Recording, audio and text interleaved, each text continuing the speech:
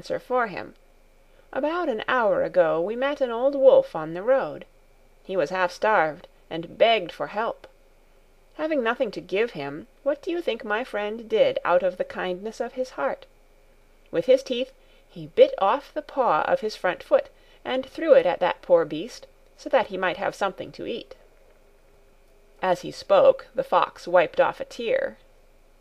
Pinocchio, almost in tears himself, whispered in the cat's ear, "If all the cats were like you, how lucky the mice would be!" "And what are you doing here?" the fox asked the Marionette. "I am waiting for my father, who will be here at any moment now." "And your gold pieces?" "I still have them in my pocket, except one which I spent at the Inn of the Red Lobster." "To think that those 4 gold pieces might become 2,000 tomorrow! Why don't you listen to me? Why don't you sow them in the field of wonders? Today it is impossible. I'll go with you some other time." "Another day will be too late," said the fox. "Why?"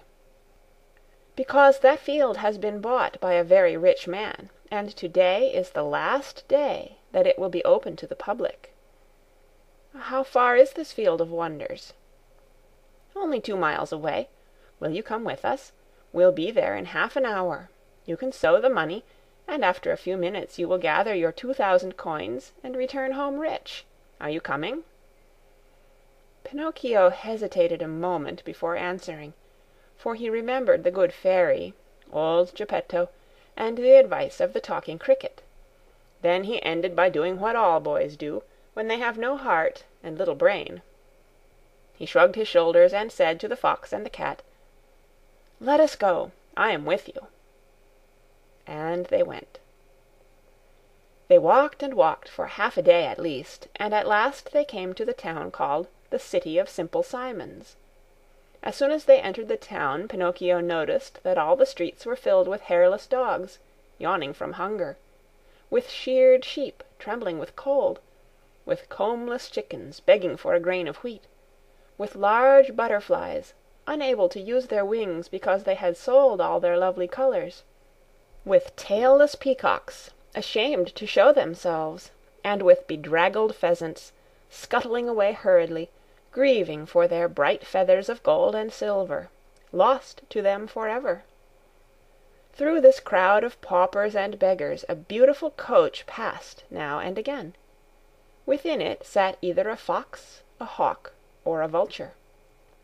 "Where is the Field of Wonders?" asked Pinocchio, growing tired of waiting. "Be patient. It is only a few more steps away."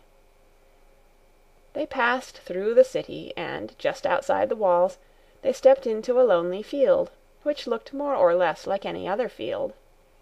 "Here we are," said the fox to the Marionette. "Dig a hole here, and put the gold pieces into it." The Marionette obeyed. He dug the hole, put the 4 gold pieces into it, and covered them up very carefully. "Now," said the fox, "go to that near-by brook, bring back a pail full of water, and sprinkle it over the spot." Pinocchio followed the directions closely, but as he had no pail, he pulled off his shoe, filled it with water, and sprinkled the earth which covered the gold. Then he asked, "Anything else?" "Nothing else," answered the fox. "Now we can go. Return here within 20 minutes, and you will find the vine grown and the branches filled with gold pieces." Pinocchio, beside himself with joy, thanked the fox and the cat many times, and promised them each a beautiful gift. "We don't want any of your gifts," answered the 2 rogues. "It is enough for us that we have helped you to become rich with little or no trouble. For this we are as happy as kings." They said good-bye to Pinocchio, and, wishing him good luck, went on their way. End of chapter 18. Read by Kara Schallenberg on April 2nd, 2006, in Oceanside, California.